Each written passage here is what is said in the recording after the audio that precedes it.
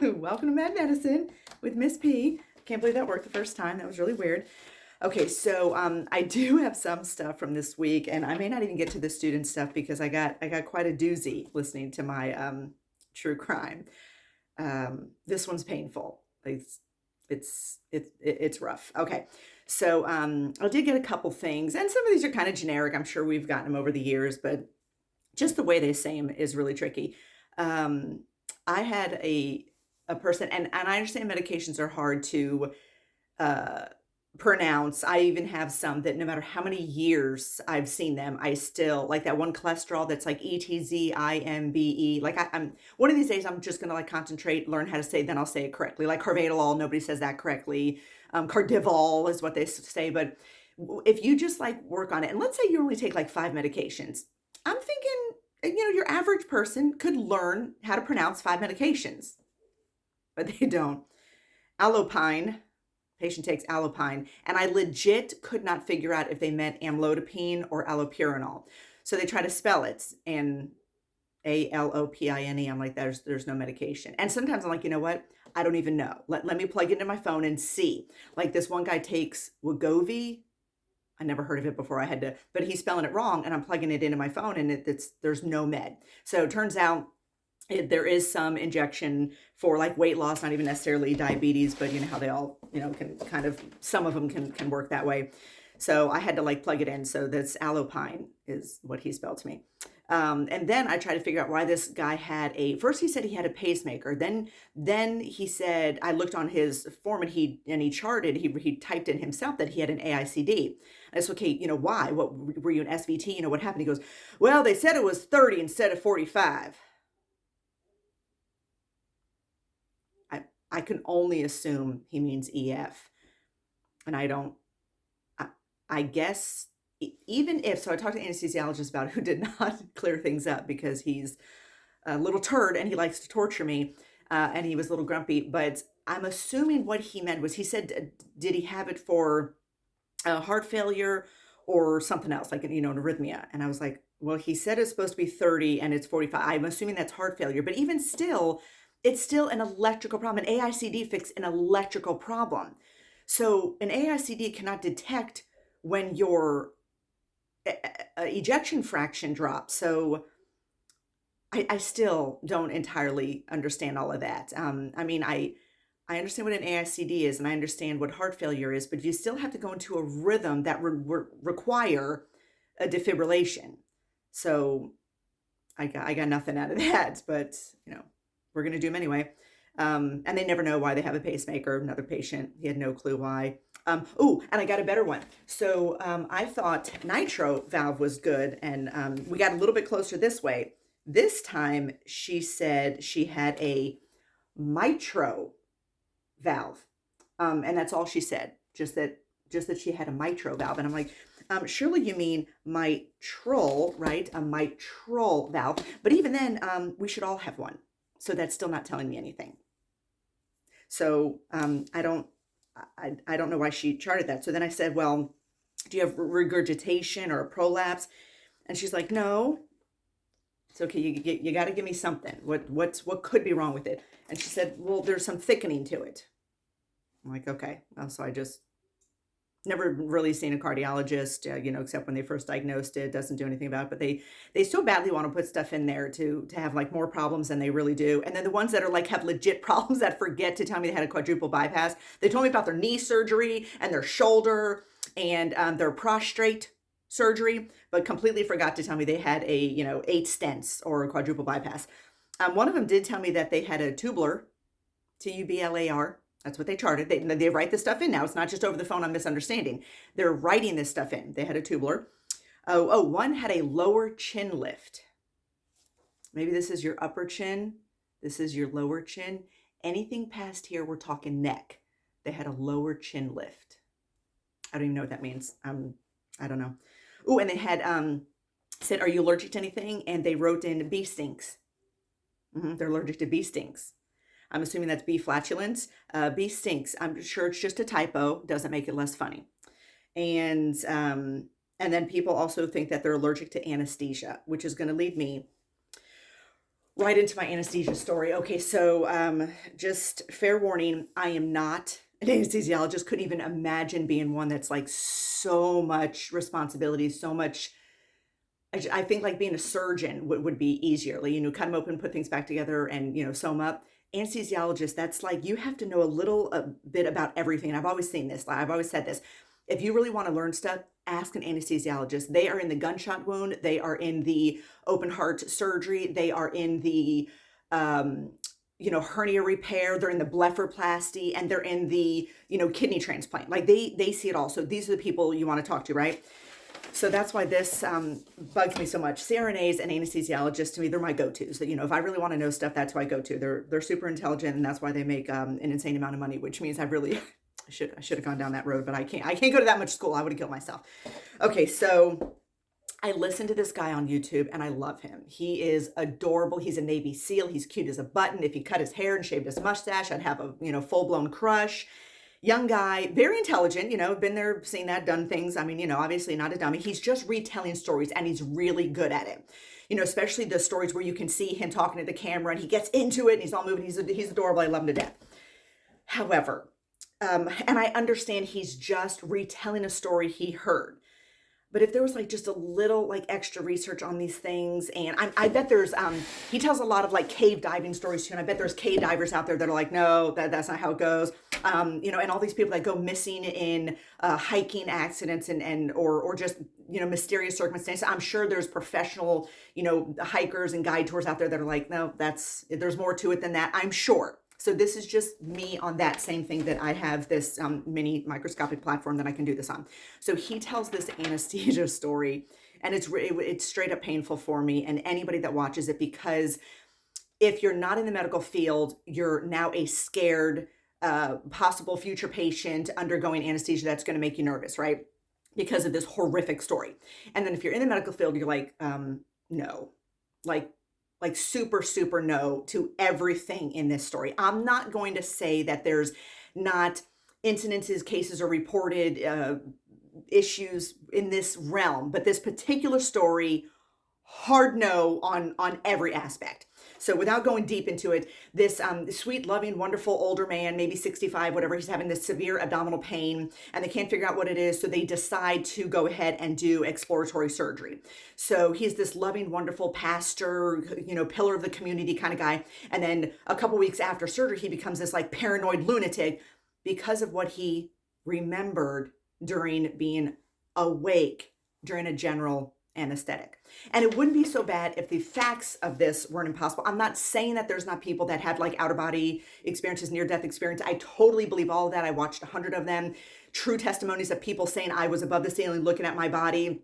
And I told this, I could afterwards when they came to, they lived, obviously, they told the surgeon or the doctor that's in the room, you said this, and then they pulled the card in here and then they did this. And they're like, oh my gosh, she couldn't possibly know that. So I believe in all that. And at this point, like I said, after 2019, I believe in almost everything, really. Like at this point, almost anything. But this, no. I mean, I've been peri anesthesia for almost 30 years, and no to all of this. I mean, I can't even imagine. I'm not saying that there aren't possibilities, but so this guy says, oh God, he starts telling the story. And he said, so, they get ready to put the patient to sleep, but the anesthesiologist forgot one of the 2 drugs needed to put a patient to sleep.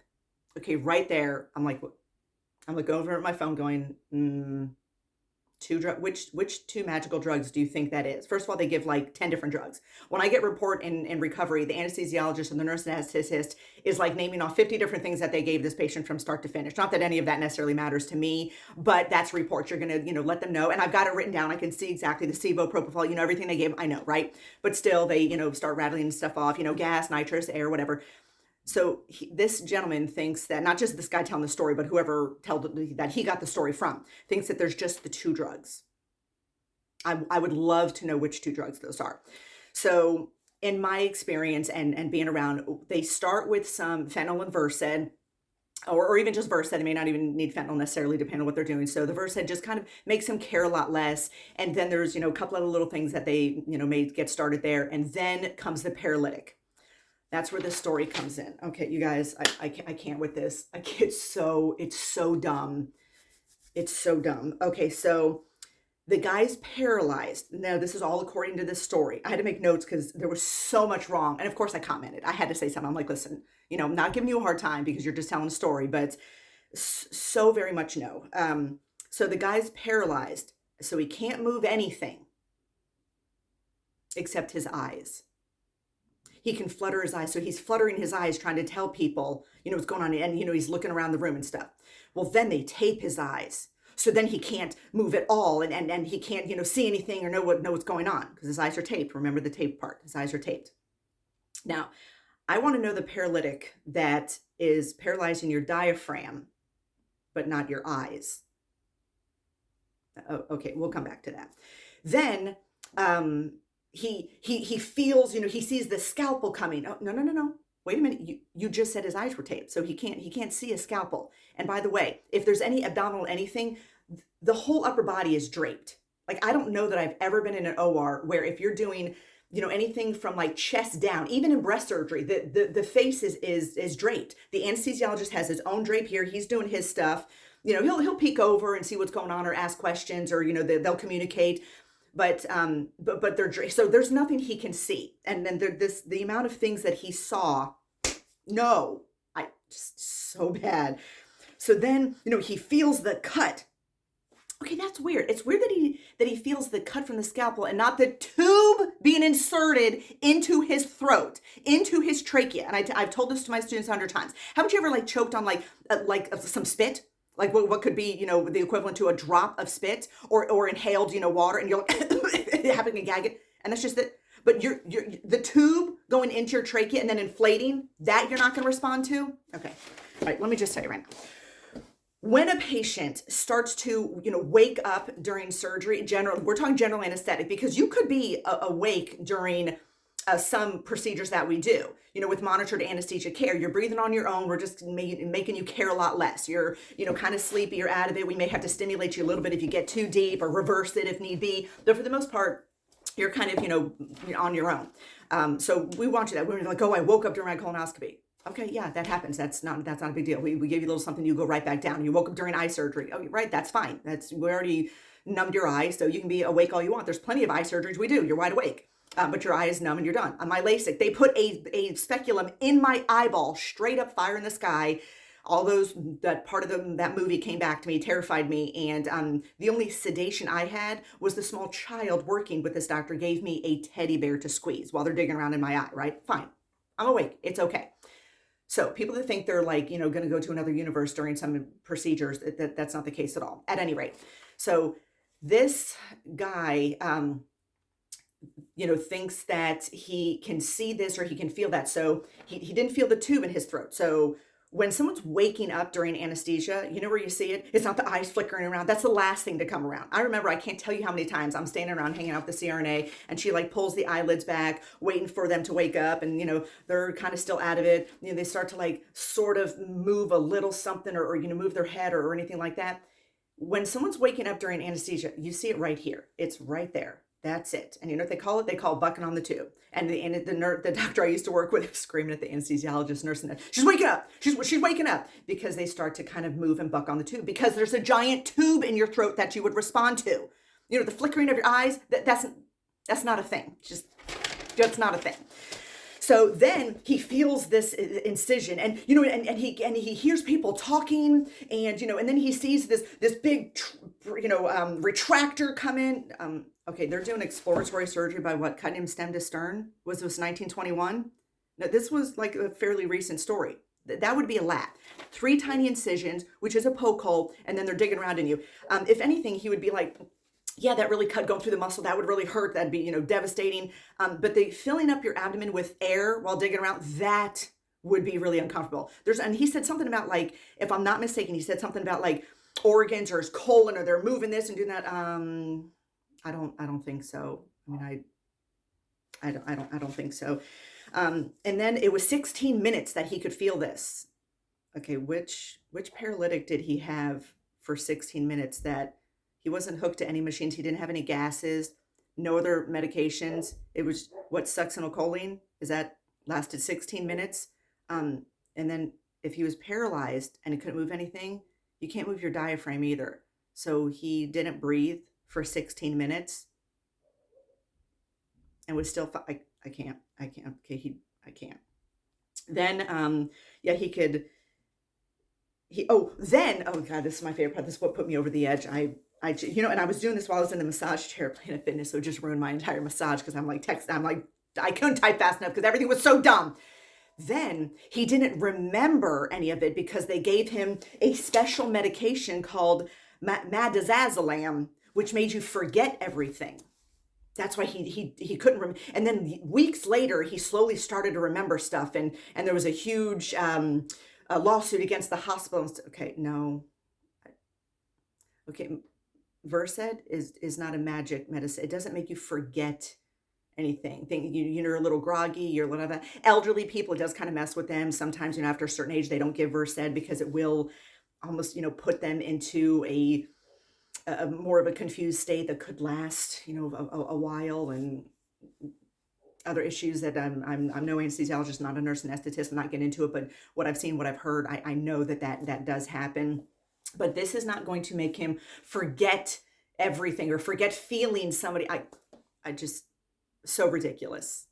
And I'm sure if I watched it again, I could come up with even more notes that just made this whole story so ridiculous. I can't even imagine what people think realistically about anesthesia. And I'm sure there's like flight stories that the pilots are like, no, that's ridiculous. That's not a thing, because thousands and thousands and millions and millions and millions of people fly and land safely every day. The one plane crash is what makes people scared, right? So people are being put to sleep. Millions and millions of people are being put to sleep nationwide, worldwide, every day. And then you hear this one ridiculous story. Or I think there was even a dumb movie where someone was like awake during surgery and they were paralyzed, but they could feel everything.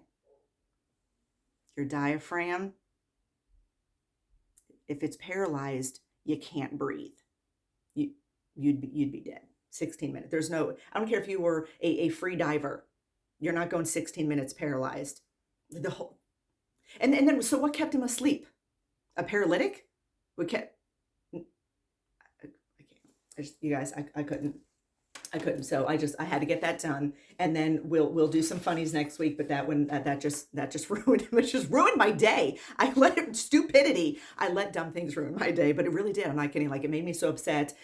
And I don't want to upset the YouTuber because he's good. He's so good. I love watching him. He does like these hour-long 4 or 5 stories, and they're so interesting. And he tells really cool stories. Like he'll tell a story about this guy, and he did this, and then you couldn't believe he did this, and he was going to go into this, and then he ended up going down this career, and then bam, it's like one of the most famous actors of all time, and you had no idea that was like his life story. So it's really cool. If you're interested in who it is, I didn't want to out him, but message me and I'll tell you who it is. I love him. I watch him all the time. I even told one of my girlfriends yesterday she's got to start watching because or listening to him, because he's so interesting, and he's a good storyteller. And he's a veteran, so as far as I'm concerned, he's a freaking hero. Anybody willing to go to the scariest environment imaginable and put their life on the line so I can sleep comfortably in my bed. I can, don't even get me started. I'm going to ruin my makeup. That's like the closest thing to Jesus. I love, love, love my veterans. Any soldier. I don't even care if you're a soldier willing to do that because you're a sadistic lunatic that wants to kill people. If you're doing that over there while we're all safe here, you're a hero in my book.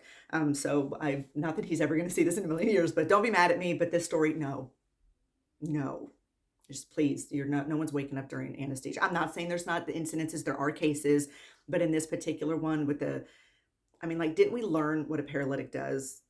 Like, just, I think we already learned what succinylcholine or vecuronium, any paralytic. I think we've already learned what that does here where I live. It's, you're not breathing on your own for 16 minutes or with machines while you're aware of everything, but paralyzed. That's not how that works exactly. But now, if you happen to be an anesthesiologist watching this and you want to comment with something helpful and creative and true, and to back me and not torture me, feel free. But otherwise, zip it. Okay, so hugs and kisses to everybody. Face your fears, forget your failures, follow your faith, and I'll see you next time with some good stuff from the students, because I have many, many, many more things for you. So we'll see you then. All right. Bye. I hope my piece of, really? Oh, I even tested it before and it worked. That is just, nope. Maybe I hold it down too long.